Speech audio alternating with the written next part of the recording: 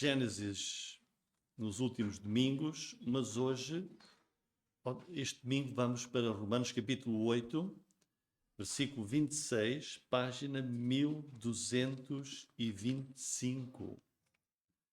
Romanos capítulo 8, versículo 26.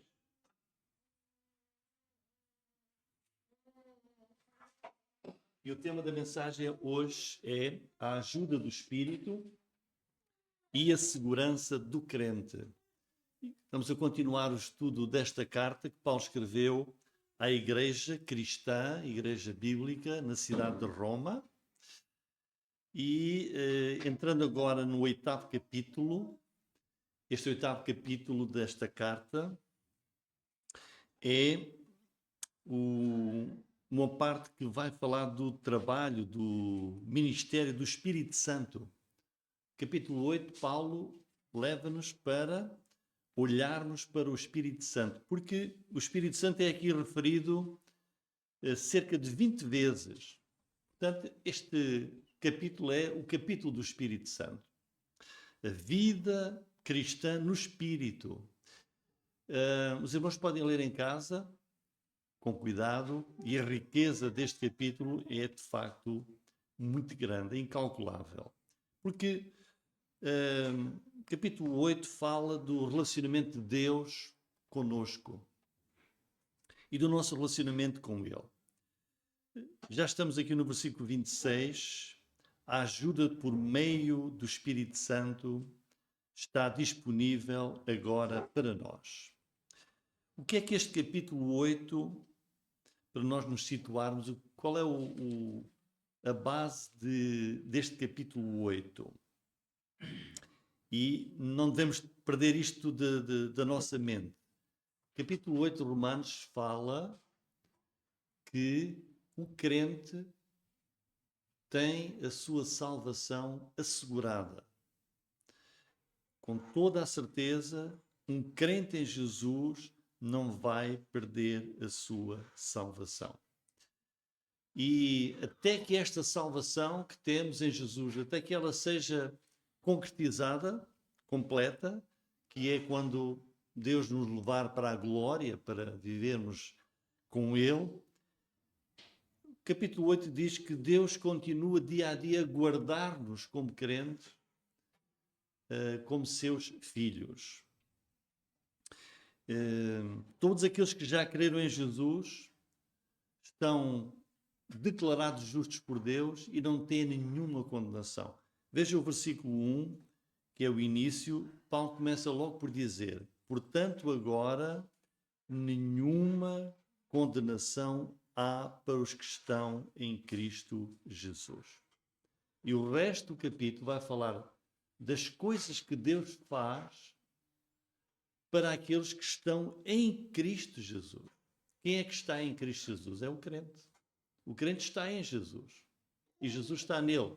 E tudo mais que Paulo começa aqui a falar neste capítulo é para os que estão em Cristo Jesus. E a primeira coisa que ele diz, que já vimos, não vamos repetir, não há condenação. Para os que estão em Jesus, não há qualquer condenação. Ele começa e acaba. Quando nós chegamos lá, os irmãos que têm a Bíblia aberta, chega lá ao versículo 34, ele pergunta, que é quase no fim, e quem é que nos condena? Ele vai dizer: ninguém. Este é um capítulo que fala, este é o objetivo, é a segurança do crente. Nós temos a segurança. Nós recebemos o Espírito Santo, que habita nas vidas dos crentes. Deus fez-nos seus filhos por adoção. Deus adotou-nos como seus filhos. Somos guiados pelo Espírito Santo, versículo 14, que diz aí: porque todos os que são guiados pelo Espírito de Deus, esses são filhos de Deus. É segurança. O crente tem o Espírito Santo a viver nele e esse Espírito guia a vida do crente. E Jesus prometeu isso. Quando ele vier, o Consolador, vai guiar-vos em toda a verdade. Ele vos fará lembrar das coisas que eu vos ensinei. Lembra-se Jesus a prometer isso. Portanto, a segurança que nós temos no Espírito Santo. Então, do que é que nós estamos à espera? Nós só esperamos, uma vez que a nossa salvação está garantida, só estamos à espera que venha o Senhor Jesus. É a sua promessa. Que Ele venha. E que Ele nos leve. Em o capítulo 8 de Romanos, versículo 23, diz lá no fim, diz... e não só ela, mas nós mesmos que temos as primícias, que temos o Espírito, também gememos em nós mesmos, esperando a adoção, a saber, a redenção do nosso corpo. É isto que nós estamos à espera no mundo. Estamos à espera já somos filhos. Estamos à espera que o Pai nos venha buscar. Mas até lá, irmãos, Paulo vai prosseguir, a partir do versículo 26, a dizer, não estamos sós. Temos uma grande ajuda na nossa vida diária. É a ajuda do Espírito Santo. Versículo 26. Da mesma maneira, também o Espírito, é o Espírito Santo, ajuda as nossas fraquezas. Porque não sabemos o que havemos de pedir, como convém. Mas o mesmo Espírito intercede por nós com gemidos inexprimíveis. Vivemos, irmãos, todos sabemos, num mundo caído, um mundo com dor, com sofrimento, com guerra, com morte, por causa do pecado. E já vimos Paulo a dizer no versículo 22, dizer, sabemos que toda a criação geme. Não somos só nós que estamos à espera.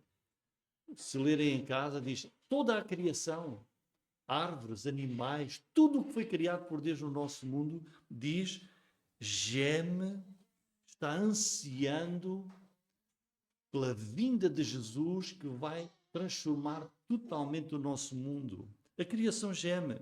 E no versículo 23 diz, não só ela, nós mesmos que temos as primícias do Espírito, também gememos em nós mesmos, nas nossas dificuldades. E agora, interessante, versículo 26, a criação, todo o mundo geme por causa do pecado que entrou no mundo, os crentes também gemem com as nossas vidas do dia a dia. Olhem aqui que interessante, diz que o Espírito Santo também intercede por nós com gemidos inexprimíveis. Também o Espírito Santo geme, como que lamentando a situação em que nós, como filhos de Deus, nos encontramos na vida aqui, neste mundo. Não é fácil interpretar esta passagem, mas o que é que temos aqui? Uma fonte de consolo. Porque começa por dizer, o Espírito ajuda as nossas fraquezas. Somos fracos. Às vezes, irmãos, a lição da escola dominical era sobre a oração. Às vezes não sabemos, como diz aí, não sabemos como pedir a Deus. As situações às vezes são tão complexas. Dizem, não sabemos que devemos pedir como convém. Como é que eu vou pedir a Deus para Deus me ouvir, para Deus escutar, para Deus estar atento à minha oração, para que Deus, que é justo, que é santo, possa atender à minha oração.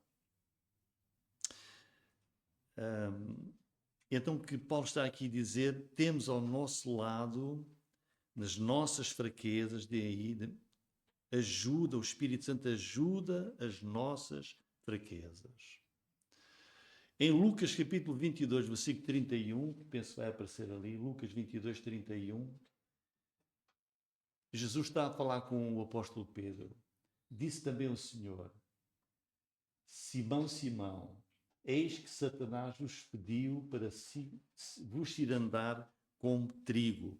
Eu esqueci-me de pôr o versículo a seguir, mas Jesus diz depois, Lucas 22, 31 e 32, Jesus diz assim, mas eu roguei por ti, diz, Simão, Satanás quer destruir os crentes, quer destruir a fé dos crentes, mas Jesus diz no versículo a seguir, mas eu roguei por ti, para que a tua fé não desfaleça.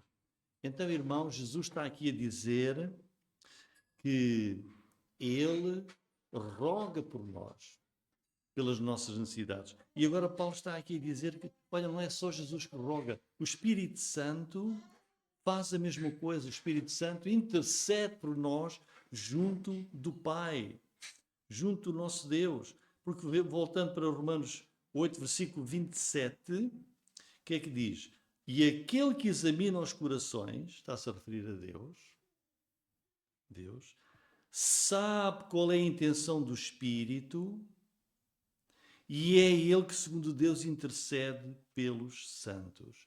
Então estes dois versículos são maravilhosos, porque nos desvendam como é que tudo acontece com Deus. Diz, o Espírito Santo intercede por nós, quando nós oramos, e diz que o Pai, que examina os corações, sabe o que é que o Espírito Santo está a pedir para que nós possamos receber a ajuda que precisamos da parte de Deus. Deus é aquele que sonda os corações. Em 1 de Reis 8:39, olha o que é que diz sobre a pessoa de Deus. Ouve tu, então, nos céus, assenta a tua habitação e perdoa e age e dá a cada um conforme a todos os seus caminhos, segundo vires o seu coração, porque só tu conheces o coração de todos os filhos dos homens.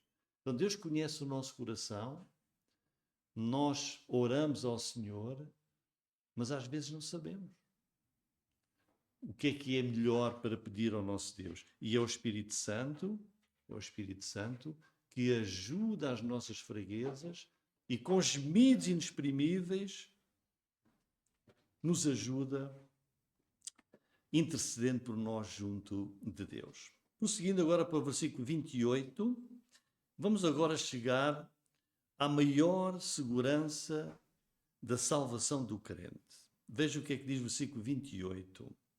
E sabemos que todas as coisas contribuem juntamente para o bem daqueles que amam a Deus, daqueles que são chamados segundo o seu propósito, porque os que dantes conheceu também os predestinou para serem conformes à imagem de seu Filho, a fim de que ele seja o primogênito entre muitos irmãos. E aos que predestinou, a estes também chamou. E aos que chamou, a estes também justificou. E aos que justificou, a estes também glorificou. Irmãos, este é um texto muito famoso, muito conhecido. E o que é que nós vamos ver aqui?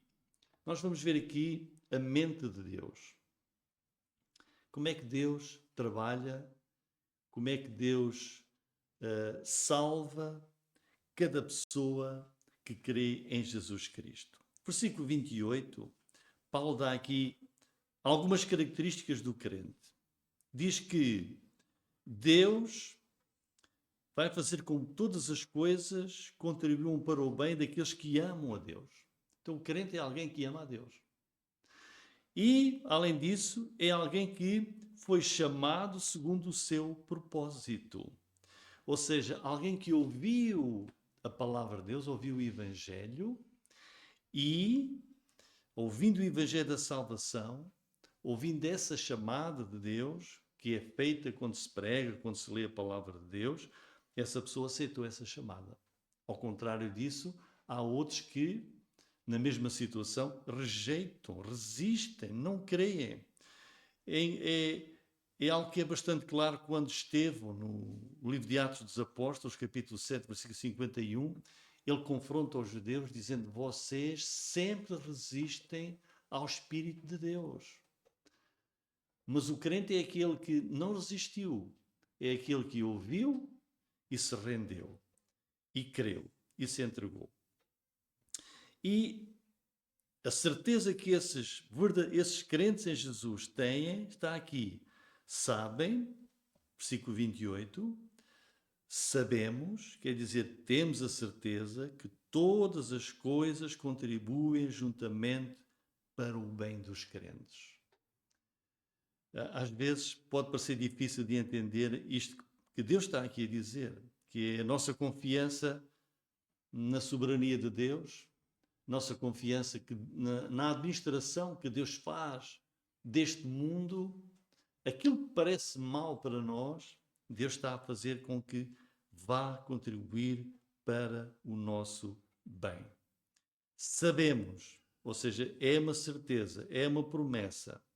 E vejam a abrangência disso que Deus faz. Todas as coisas. Todas as coisas.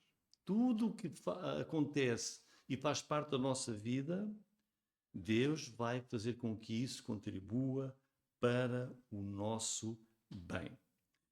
Ou seja, irmãos, não importa a dor que nós possamos ter, não importa a provação, a tribulação, a ansiedade, todas as coisas da nossa vida, Deus faz com que cooperem para o nosso bem. Deus vai fazer que isso seja bom em nossas vidas. Precisamos de confiar nisso. Às vezes não entendemos. Às vezes, naquele momento, não estamos a perceber. E mais tarde, vamos entender.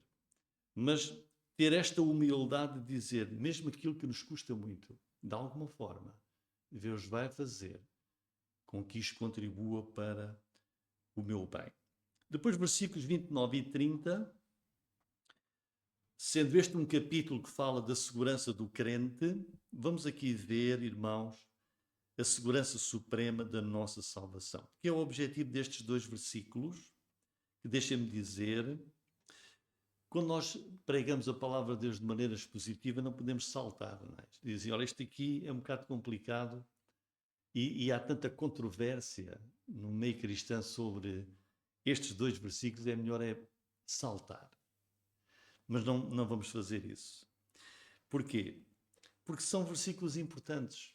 O que é que, no fundo, estes dois versículos querem dizer? Está a falar que temos que o enquadrar em todo o capítulo 8. Não vamos aqui dizer, mas nestes dois versículos quer dizer uma coisa diferente. Não. Paulo está a falar para crentes, este capítulo 8, tudo o que ele diz é para os crentes. É como diz o versículo 1, é para os que estão em Cristo Jesus. Tudo o que está aqui é para os que estão em Cristo Jesus. E agora estes dois versículos também. Irmãos, se o versículo 28 nos dá uma certeza, vejam que o versículo 29, essa palavra inicial do versículo 29, porque, quer dizer o que vai dizer, é na sequência do versículo 28. O versículo 28 diz, olha, crente, nós como crentes sabemos que todas as coisas contribuem para o nosso bem. Nós que amamos a Deus. Nós fomos chamados segundo o plano que Ele tem de salvação. Porque, e a pergunta é, mas como é que eu sei que contribui para o meu bem? Porque aqueles que dantes conheceu, ele vai explicar. Portanto, ele continua a falar aqui para crentes. Não está a falar para descrentes. Está a falar para crentes. Conheceu, aqueles que dantes conheceu. Está-se a referir a cristãos, àqueles que estão em Cristo Jesus. Quer dizer, esses crentes que estão em Cristo Jesus, Deus já os conheceu. Antes, porque Deus é onisciente. Porque ao contrário disso, o que é que Jesus diz que são os descrentes perante Deus? Eu vou dizer-vos, em Mateus 7:23, Jesus vai dizer, nunca vos conheci. Quer dizer que Deus não sabia que aquelas pessoas existiam? Deus não está a dizer, eu não sabia que vocês existiam. Afastem-se de mim. Não, está a dizer, eu não vos conheço como meus filhos. Mas nós íamos à igreja, nós fazíamos milagres. Nunca vos conheci. Nunca vos conheci como meus filhos. Nunca vos conheci como alguém que de facto aceitou pela fé Jesus como seu Salvador. Apartai-vos de mim. Mas agora aqui no capítulo 8 diz, os que dantes conheceu, está a falar dos crentes. Deus conhece os que são crentes. E esses que Ele conhece na sua onisciência, como sendo crentes, o que é que está a dizer que fez? Diz que os predestinou. E esta é uma palavra que tem lançado muita confusão na igreja. Diz que, mas os irmãos vão já ver que isto não é nada difícil de entender. se nós fizermos o seguinte: eu vou olhar para isto longe de qualquer influência doutrinária. Eu vou ler só o que está aqui. Longe, mas uns dizem assim. Não, tem que ser assim, não é? Então Deus está a dizer, aqueles que Deus conhece como estando em Jesus, que são crentes, o que é que Deus fez? Predestinou-os para quê? Para serem conforme à imagem do seu Filho. Isto não é nada difícil. Façam esta pergunta. Quem é aquele que Deus está aqui a dizer que vai predestinar? Está a falar de crentes. E o que é predestinado? Deus está a dizer, aquele que eu conheço como meu filho, porque é crente, filho por adoção, que eu já disse antes, neste capítulo, ele é predestinado para quê? Para ser conforme o meu filho Jesus. Quer dizer, Deus fez assim, olha, Deus determinou que todo aquele que crê em Jesus, essa pessoa que se converter, eu predestinei já que essa pessoa vai ser como meu filho. Esse é o seu propósito. Que todos que são crentes são predestinados para serem como Jesus é. Vejam 1 João capítulo 3, versículo 2. Diz assim, 1 João capítulo 3, versículo 2. Amados, agora somos filhos de Deus e ainda não é manifestado o que havemos de ser. Estamos aqui, somos crentes. Já algum de nós está aqui a ver como é que vai ser? Não. Aqui somos assim. Mas sabemos que quando Jesus vier a se manifestar, seremos semelhantes a Ele. Porque assim como Ele veremos. Jesus é perfeito. Jesus ressuscitou dentre os mortos, tem um corpo glorioso na eternidade. E Paulo está aqui a dizer, agora voltando a Romanos, diz, Deus determinou que todo aquele que é seu filho, esse está predestinado para ser como Jesus. É isso, é uma predestinação aqui. Deus destinou antes, determinou, todos os que crerem em Jesus vão ser feitos como Jesus é. Está predestinado para ser conforme à imagem de Jesus. Não está aí a dizer que Deus predestinou para ser salvo. Não está aí a dizer, em lado nenhum, que há uma predestinação para ser salvo ou predestinado para não ser salvo. Está a dizer ser predestinado para ser como Jesus. Não há nenhuma na Bíblia, nas poucas vezes que essa palavra aparece, predestinação para ser ou não ser salvo.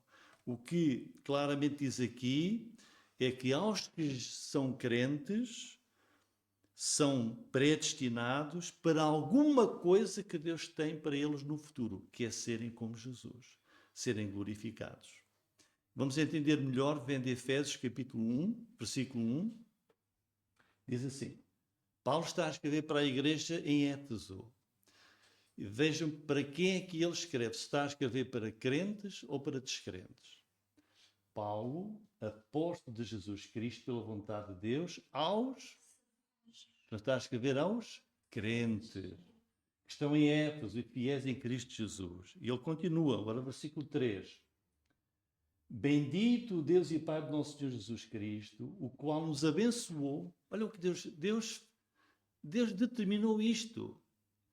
É como se eu dissesse, olha, aquela pessoa que se tornar meu filho, por adoção, ou meu filho, eu já determinei que vai entrar naquele autocarro que o leva para Lisboa.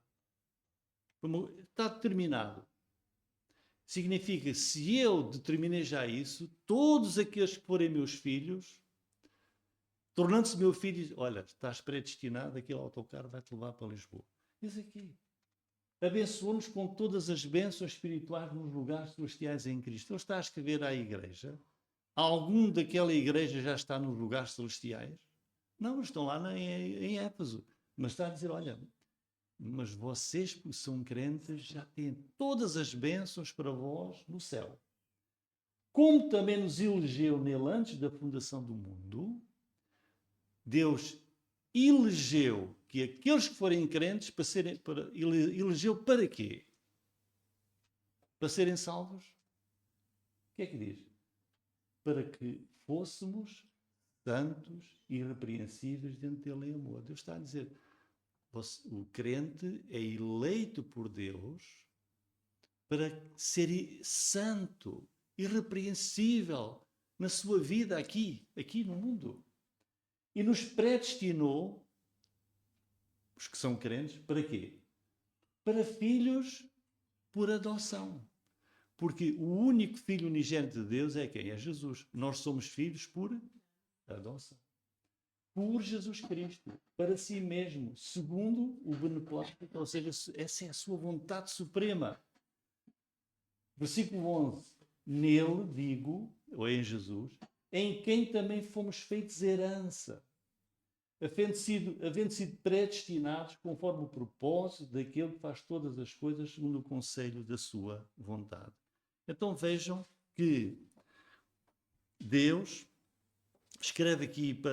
Paulo escreve aqui para os crentes, dizendo que este é o plano de Deus. Deus decidiu a si mesmo. Para nós sermos seus filhos por adoção, os crentes são filhos dele por adoção e estão predestinados para serem conforme à imagem de Jesus Cristo. E depois, voltando lá a Romanos capítulo 8, diz que Deus nos conheceu, nos predestinou, e versículo 30, e aos que predestinou, a estes também chamou. Portanto, os crentes são chamados, e este é um convite para uma vocação, para um serviço. Efésios 4:1 diz, este chamar é para o crente ter o seu serviço, a sua vocação como crente. Veja, rogo-vos, pois eu, o preso do Senhor, que andeis como é digno da vocação com que fostes chamados. O crente é chamado por Deus para ter um serviço para ele na igreja. Ou também, segundo Timóteo, capítulo 1, versículo 9, que nos salvou e chamou com uma santa vocação. Somos chamados por Deus, como crentes, para termos o nosso trabalho, o nosso serviço para o Senhor aqui na sua igreja. Voltando a Romanos, capítulo 8, versículo 30, vejam esta sequência: predestinou, chamou, e aos que chamou também justificou, ou seja, os crentes em Jesus são declarados justos, inocentes dos seus pecados, por causa de Jesus que pagou a culpa do nosso pecado na cruz. E por fim, final de tudo, a estes também glorificou, que é a glória eterna com o nosso Deus, para sempre com Ele. Portanto, irmãos, o que é que estes dois versículos nos mostram? Eu peço aí, voltando para versículos 29 e 30, uma última observação. Todos os verbos, versículos 29 e 30, os verbos não estão nem no presente, nem no futuro. Não é Deus a dizer, eu vou fazer isto. Os verbos estão todos no pretérito, ou seja, na forma do passado. Porquê? Diz que Deus conheceu, predestinou, chamou, justificou e também glorificou. No grego é o aroisto. O que é que quer dizer? Descreve aqui, está aqui Deus a dizer, uma obra dele que ele já estabeleceu, já está decidida, que é completa, que do ponto de vista de Deus, esta é a segurança que ele quer dizer ao crente. Filho, meu filho, está decidido, está completo, está determinado. O que é crente em Jesus Cristo, isto é absolutamente certo na sua vida. Nada pode mudar esta certeza que Deus dá aqui a todo aquele que está em Cristo Jesus. O apóstolo Paulo não está aqui a falar de como é que Deus salva.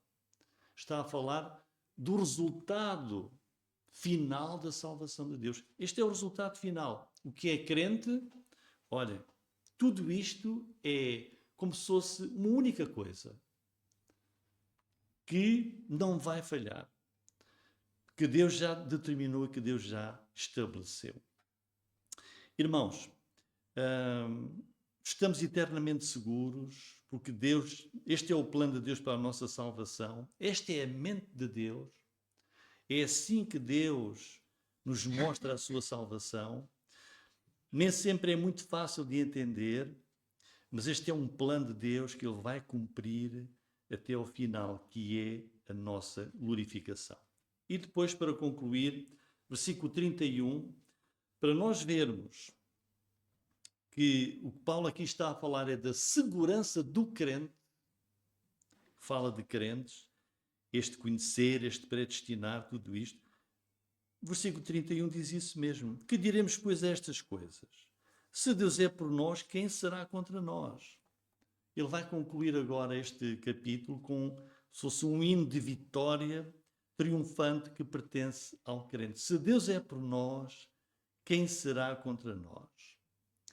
Se os irmãos se recordam ainda das primeiras mensagens de Romanos, em que falávamos da ira de Deus sobre o pecado, lá no capítulo 1, e capítulo 2 e 3 e por aí fora, se nós tivéssemos apenas esses capítulos, alguns poderiam acreditar que Deus não está do nosso lado, que Deus é contra nós. Mas não, Paulo mostrou, começou por falar da ira de Deus sobre o pecado, mas na oferta de Deus a todas as pessoas para crerem em Jesus, para terem a salvação eterna. E ele agora está aqui a dizer que não, Deus não é contra nós, Deus é por nós. E se Deus é por nós, quem é que pode ser contra nós? Nada se pode negar àqueles que estão em Cristo Jesus, àqueles que pertencem a Deus. Versículo 32. Aquele que nem mesmo a seu próprio Filho poupou, antes o entregou por todos nós, como nos não dará também com ele todas as coisas? Então, aqui Paulo está a dar-nos a prova máxima do amor de Deus, que é ele ter dado o seu próprio Filho, não ter poupado o seu próprio Filho. Aquele que nem mesmo a seu próprio Filho poupou. Este é a prova suprema do amor de Deus. Que o entregou por todos nós e diz que por causa disso Ele nos vai dar quantas coisas? Todas as coisas. Deus vai nos dar todas as coisas. Versículos 33 até 39, vemos a segurança que o crente tem nesse amor de Deus. Quem intentará acusação contra os escolhidos de Deus? É Deus quem os justifica. Quem é que condena? Pois é Cristo quem morreu, ou antes quem ressuscitou dentre os mortos, o qual está à direita de Deus, e o que também intercede por nós. Quem nos separará do amor de Cristo? A tribulação? Ou a angústia? Ou a perseguição? Ou a fome? Ou a nudez? Ou o perigo? Ou a espada? Como está escrito, por amor de ti somos entregues à morte todo o dia. Somos reputados como ovelhas para o matadouro. Mas em todas estas coisas somos mais do que vencedores por aquele que nos amou. Então, irmãos, depois de Paulo aqui afirmar que nenhuma pessoa, quando ele diz aí, quem tentará acusação, quem é isto, quem é aquilo, diz, olha, nem pessoa alguma, e a seguir ele vai avançar, diz, nem nenhuma outra circunstância nos pode separar de Deus. Nem entidades, nem circunstâncias podem prejudicar a nossa salvação. Os crentes estão firmes no amor de Deus. Absolutamente ninguém, absolutamente nada pode roubar a salvação do cristão. E nem sequer sofrimentos. Vejam esses sofrimentos que ele diz aí, deste tempo presente ou do tempo futuro, nem pessoas, nem circunstâncias, nem sofrimentos. Diz, em tudo isso, nós somos mais do que vencedores, mais do que vitoriosos, mais do que triunfantes. Nada nos pode separar do amor de Deus. Versículo 38.